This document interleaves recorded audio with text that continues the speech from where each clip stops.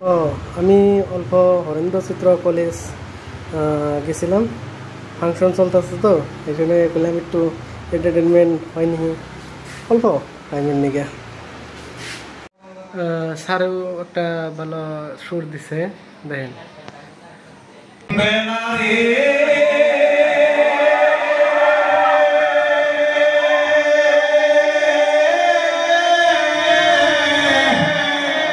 মই নৱাগতসকলক সৰু এটা পৰামৰ্শ দিব বিচাৰিছোঁ, আৰু সেই পৰামৰ্শটো হ'ল বৰ্তমান যুগত ছাত্ৰ ছাত্ৰীসকলৰ মাজত ভক্তিবাদ ভাৱধাৰাটো খুব কম দেখা যায়।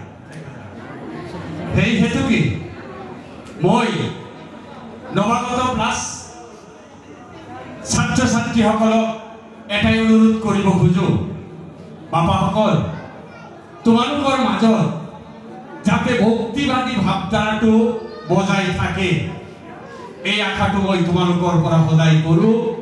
আৰু এই কথাটো মই মোৰ কলেজৰ ছাত্ৰ ছাত্ৰীসকলকো কওঁ, আৰু মই বাচি থকা পৰ্যন্ত সকলো ছাত্ৰ ছাত্ৰীবিলাকক মই এই পৰামৰ্শটো দি থাকিম।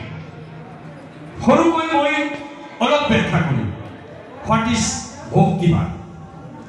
ভক্তিবাদটো হ'ল এজন ছাত্ৰই তাৰ শিক্ষাগুৰু, তাৰ ছাৰক ভৰিৰ পৰা মূৰলৈকে, ভৰিৰ পতাৰ পৰা মূৰলৈকে সেই শিক্ষকজনৰ আচাৰ আচৰণ, চাল চলন, স্বভাৱ, চিন্তা, ভাৱনা, এই সকলোবিলাকৰ লগত তেওঁ নিজকে একাকাৰ কৰি লোৱাটো ভক্তিবাদ বুলি কোৱা হয়।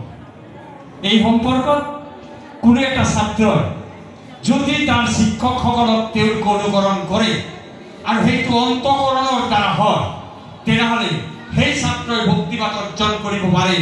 আৰু যিজন ছাত্ৰই ভক্তিবাদ অৰ্জন কৰিব পাৰিব, সেই ছাত্ৰজন তাৰ জীৱনত তেওঁ এজন মহান ব্যক্তি হ'ব পাৰিব, তাত কোনো সন্দেহ নাই। গতিকে মোক আচলতে বক্তব্য দিবলৈ দিয়া হোৱা নাই।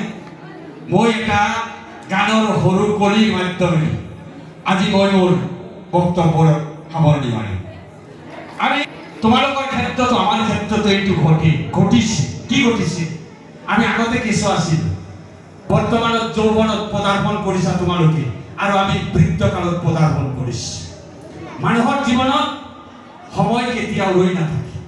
গতিকে এই সময় থাকোঁতে প্ৰতিজন মানুহে তাৰ যি কৰ্তব্য, এই কৰ্তব্যক যে তেওঁ নিয়াৰিকৈ পালন কৰিব লাগে, এই কথাটোকে মই গানৰ মাধ্যমত তোমালোকৰ আগত উপস্থাপন কৰিম।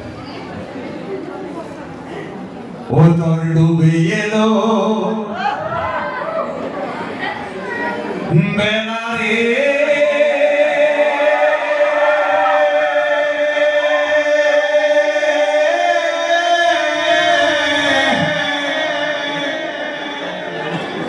ওতৰ সাইঙ্গ ভাবে খেলা ৰে,